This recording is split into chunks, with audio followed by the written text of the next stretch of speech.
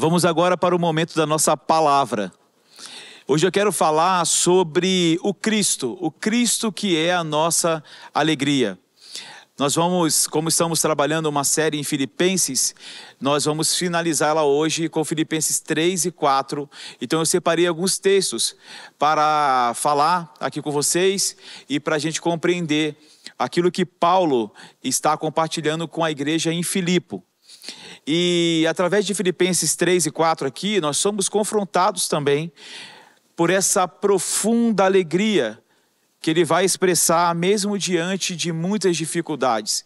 Nós sabemos que a vida do apóstolo Paulo não foi uma vida fácil, nós sabemos de todas as barreiras que eram criadas ali diante dele para impedir a pregação da palavra de Deus.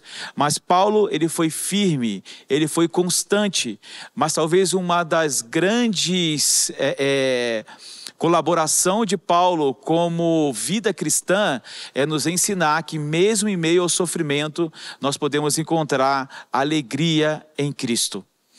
E Filipenses 3, do 7 a 12, o apóstolo Paulo diz assim: mas o que para mim era lucro, passei a considerar perda por causa de Cristo.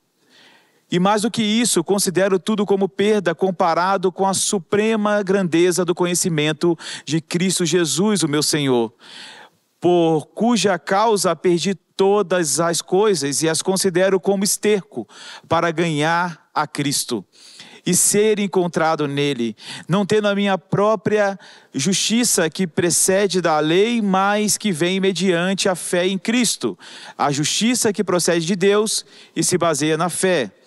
Quero conhecer a Cristo, ao poder da ressurreição e a participação em seus sofrimentos, tornando-me com ele em sua morte, para que, de alguma forma, alcançar a ressurreição dentre os mortos.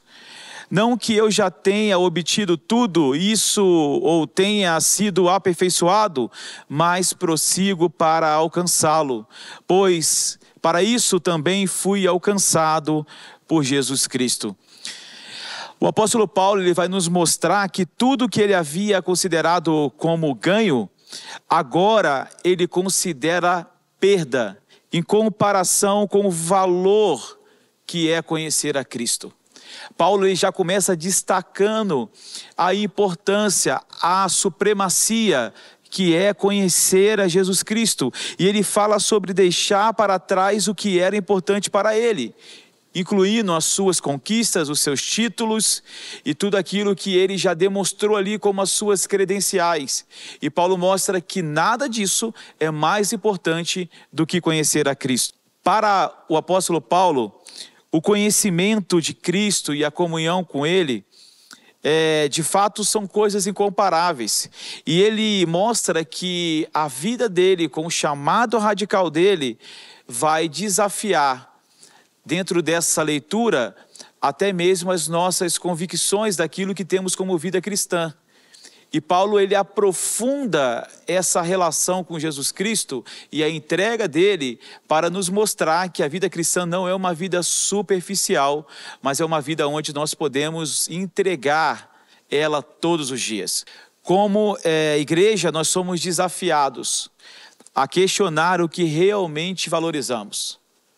Então nós temos muitas prioridades durante a nossa vida, mas realmente, o que tem valor? O que realmente precisamos valorizar? Será que estamos dispostos a abrir mão dos desejos egoístas para abraçar a causa de Cristo? Então essa reflexão que Paulo ele vai trazer, ele mostra que vivendo uma vida segundo Cristo, nós vamos encontrar a verdadeira alegria, que vem quando nós escolhemos a presença de Jesus acima de qualquer coisa, e isso vai nos levar a pensar que as nossas ambições, os nossos desejos materiais, as nossas preocupações sociais, elas não vão nos levar a um crescimento espiritual saudável ou uma vida que realmente vai expressar Jesus Cristo. E nós precisamos refletir o que em nossas vidas tem nos afastado de viver essa alegria que vem de Cristo. Perder algumas coisas significa que nós vamos encontrar um valor inestimável naquilo que é eterno. Por isso que o apóstolo Paulo diz, para a gente pensar nas coisas que são do alto, onde Cristo vive, e não ficar preocupados ou com as ansiedades da nossa vida nas coisas temporais. Então ele vai trazer uma reflexão sobre isso aqui no começo de Filipenses capítulo 3. E na continuidade aqui no versículo 13 e 14, ele vai dizer assim: irmãos, não penso que eu mesmo já tenha alcançado, mas uma coisa faço, esquecendo-me das coisas que ficaram para trás e avançando para as que estão adiante, prossigo para o alvo, a fim de ganhar o prêmio do chamado celestial de Deus em Cristo Jesus. Paulo, ele fala sobre perseguir um prêmio.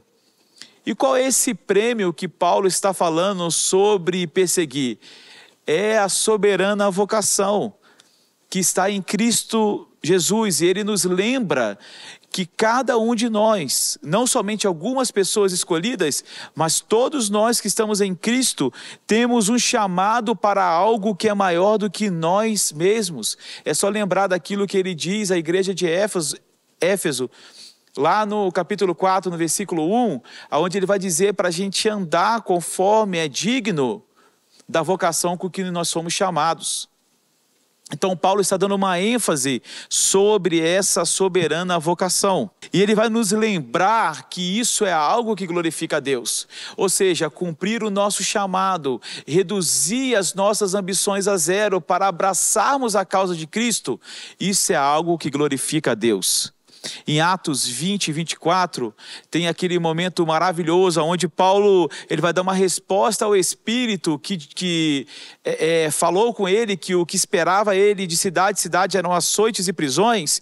Paulo lhe dá uma resposta maravilhosa, dizendo: todavia, não me importo e nem considero a minha vida de valor algum para mim mesmo, se tão somente puder terminar a corrida e completar o ministério que o Senhor Jesus me confiou, de testemunhar o evangelho da graça de Deus. Essa vocação que o apóstolo Paulo tem nos ensinado aqui, ela vai trazer um propósito da nossa vida, uma razão pelo qual a gente vive. Nós não fomos alcançados apenas para sermos alcançados, mas nós recebemos uma alegria genuína, uma vez, é lógico, que nós estamos atrelados, alinhados com o propósito de Deus. Lembra quando Paulo também disse que todas as coisas cooperam para o bem daqueles que amam a Deus? Mas na continuação diz, daqueles que são chamados segundo o seu propósito. Então todas as coisas elas cooperam? Sim, quando nós estamos alinhados no propósito de Deus. E talvez a melhor maneira de vivermos isso como igreja é realizar o nosso papel de viver a nossa vocação todos os dias. Ou seja, nós não podemos nos esquivar daquilo que Deus tem confiado a nós. O seu papel no reino de Deus, o seu papel no corpo de Cristo, ele precisa ser exercido de uma forma constante. E isso tem a ver com a nossa busca diária com a presença de Deus, que vai nos dar a direção e principalmente o que Paulo tem focado aqui, nessa alegria da vocação. A vocação, de nenhuma maneira, ela é um peso. Eu não tenho peso em ser aquilo que Deus me chamou para ser. Eu me sinto privilegiado em participar daquilo que Deus está fazendo, da missão de Deus no mundo. É ter uma visão sobre aquilo que Deus tem confiado a mim e não somente reter para a minha própria vida aquilo que eu tenho conquistado em Cristo. Mas Paulo também ele nos alerta em sermos esses agentes de transformação no mundo. É quando nós vamos celebrar a nossa vocação, mesmo quando o que nos espera no caminho são açoites, são prisões, são tribulações. E nós não podemos esquecer que a finalidade pelo qual Paulo está escrevendo a carta são para irmãos que estão vivendo uma certa tribulação.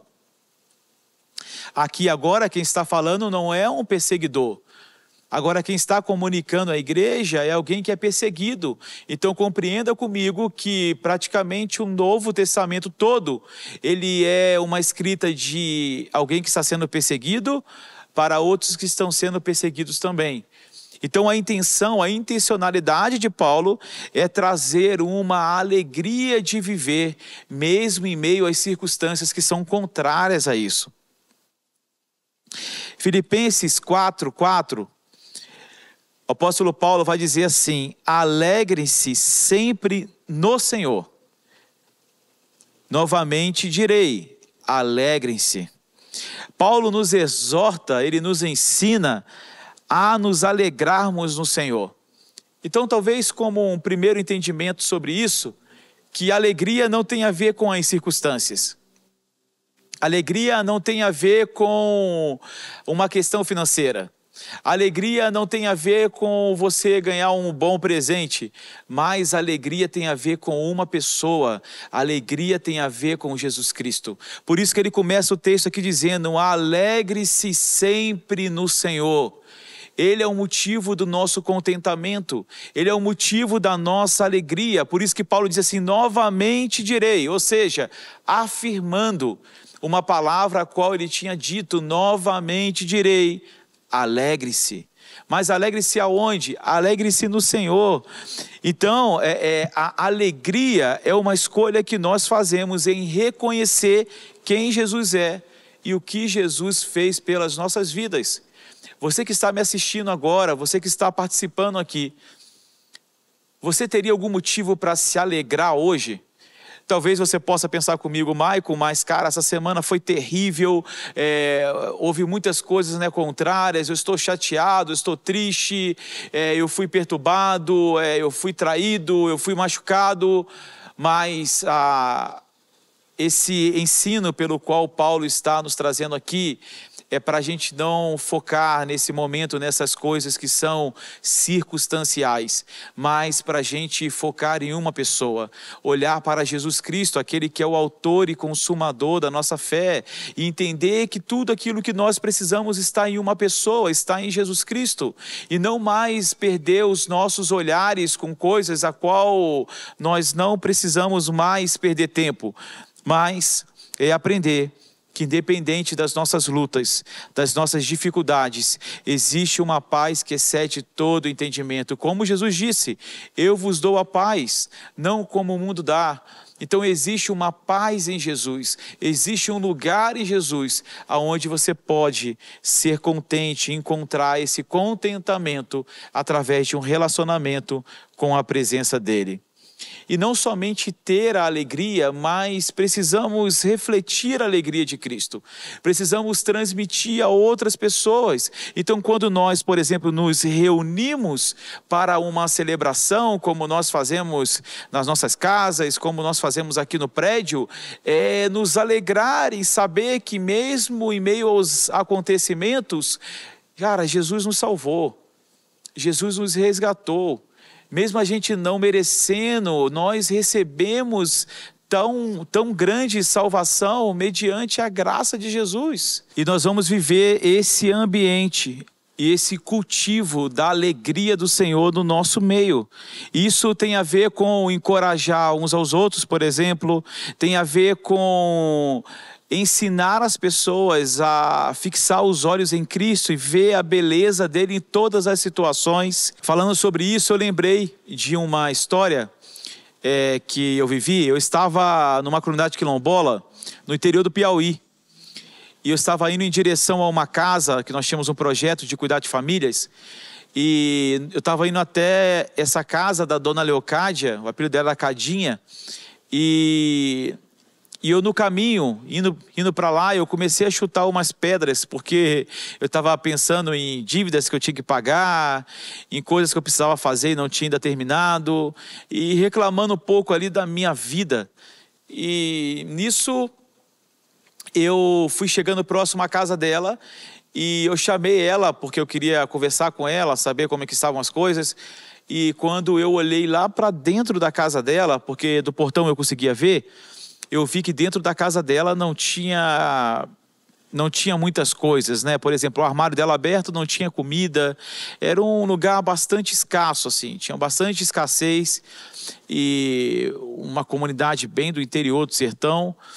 E ali eu comecei a pensar sobre a vida dela. E a dona Cadinha, para você ter uma ideia, ela teve bastante filhos. E entre esses filhos, 3 em particular foram filhos especiais. Um dos filhos dela, ele tinha um problema bastante de agressão, através do problema mental dele, e ele quebrava tudo em casa, era bastante agressivo. A gente conheceu ele no lugar onde que eles moravam. O outro, ele tinha problema mental também, um dos filhos dela, ele ficava nu, ia para cemitério, passava o dia todo lá, era bastante complicado.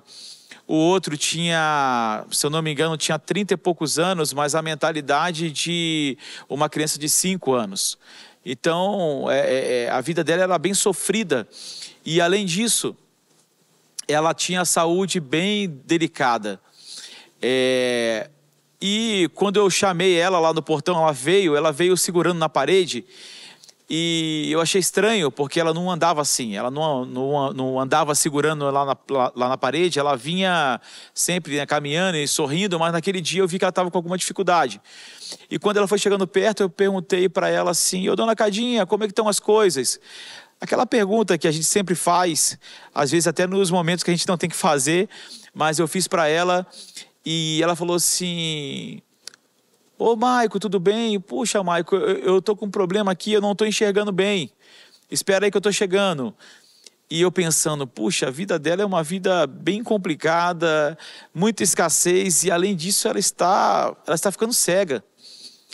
E quando ela foi aproximando, eu perguntei novamente: ô dona Cadinha, e a senhora está bem? Como é que está a vida? E naquela hora ali, novamente eu pensei, falei, cara, a vida dela está terrível, a vida dela está um caos. E a resposta que a dona Cadinha ela deu para mim foi dizendo assim: Maico, com Jesus tudo é bom. Aquela frase dela bem simples, com Jesus é tudo bom, eu pensei na mesma hora, eu falei, cara, eu não tenho a metade do sofrimento dela. Na minha vida eu não tive a metade dos sofrimentos que essa mulher teve, e ela conseguiu ver uma beleza que nós podemos encontrar em Jesus.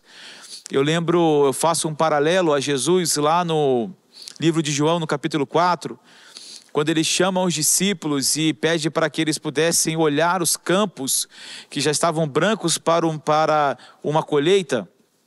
Naquele tempo ali, onde Jesus mostra ali os campos, o povo estava vivendo um caos, miséria, fome, perseguição, sistema religioso opressor, governo opressor, e vivendo tudo aquilo ali, Jesus pede para que eles pudessem olhar os campos que já estavam brancos, prontos para a colheita. Os discípulos poderiam colocar talvez uma desculpa no caos com que os olhos deles poderiam ver, mas Jesus, mais uma vez, ele mostra que existe beleza no sofrimento. E talvez é essa expressão que Paulo está nos ensinando aqui no capítulo 4, quando ele diz: alegre-se no Senhor, alegre-se sempre. Não é somente na circunstância, não é somente nos momentos onde aparentemente é favorável, mas Paulo nos ensina a nos alegrar em reconhecer quem Jesus é e aquilo que Jesus fez nas nossas vidas. Independente de toda a luta, de tudo aquilo que nós podemos ter, Jesus é a paz que eu preciso, é a paz que você precisa. Ao concluir isso que eu estou comunicando com vocês hoje, a verdadeira alegria nós só podemos encontrar em Jesus Cristo. Ele é a luz que um dia brilhou e não mais deixou de brilhar. Nos dias escuros, nós precisamos lembrar que Jesus é a luz que alumia todo o coração. Nos momentos de dores, nos nossos lutos, precisamos lembrar que Jesus é a verdadeira alegria. que Jesus não só vem no momento em que a gente está ali batizando, mas Jesus ele veio para ficar em nossas vidas.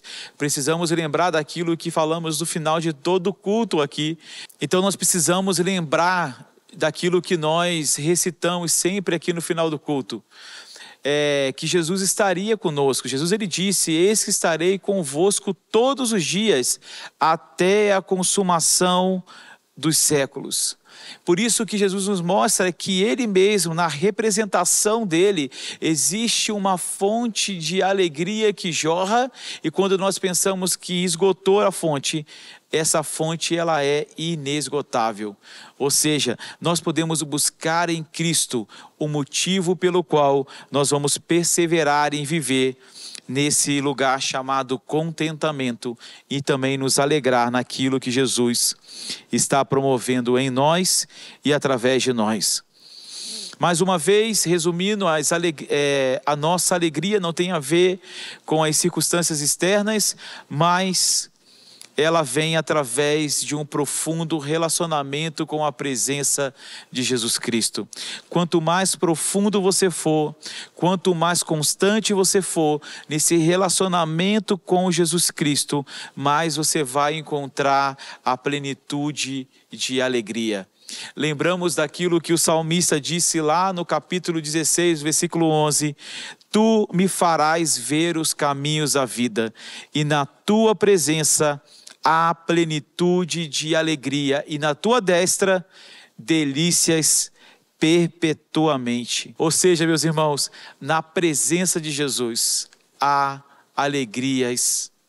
Como diz o salmista no Salmo 16, no versículo 11: Tu me farás ver os caminhos da vida, na tua plenitude há presença de alegria, e na tua destra delícias perpétua. Meus irmãos, em Jesus Cristo nós podemos desfrutar dessas delícias eternas, e para isso é necessário uma constância no relacionamento com a presença de Jesus. Então Filipenses 3 e Filipenses 4, Paulo vai nos trazer de volta a enxergar a alegria com uma outra ótica. Agora é perceber que a alegria não tem a ver com circunstâncias e não tem a ver com sentimentos, mas tem a ver com uma pessoa, e não somente ver, mas permanecer nela, e essa pessoa se chama Jesus Cristo. E eu quero orar com você. Pai, eu oro no nome de Jesus, eu oro, Pai, para que essa alegria contagiante de Jesus Cristo venha entrar nas nossas vidas, Pai. Não deixe que venhamos a nos distrair ou dar o nosso coração e a nossa mente às circunstâncias externas. Eu oro para que de fato os nossos olhos, a nossa vida, a nossa mente, o nosso coração esteja totalmente escondido em Cristo. Como o apóstolo Paulo nos ensina, Senhor, a não andar ansioso por coisa alguma, mas fazer petições diante de Deus com ações de graças, porque a paz que excede todo entendimento vai guardar o nosso coração e a nossa mente em Cristo Jesus. Pai, eu oro que essa paz, que essa alegria e que essa justiça que simboliza o reino venha estar presente na nossa vida, e não somente na nossa vida, mas na nossa casa, na nossa comunhão, com os nossos amigos, com os nossos irmãos. E nós celebramos aquilo que o Senhor tem nos ensinado esse mês, Pai, e que venhamos de fato não sermos somente ouvintes, mas praticantes da sua palavra. Obrigado, Senhor, por esse tempo de comunhão, obrigado por permanecer juntos nessa jornada com os meus irmãos. E nós juntos nos alegramos em Ti e sabemos que tudo é para a glória do Senhor, no nome poderoso de Jesus. Amém.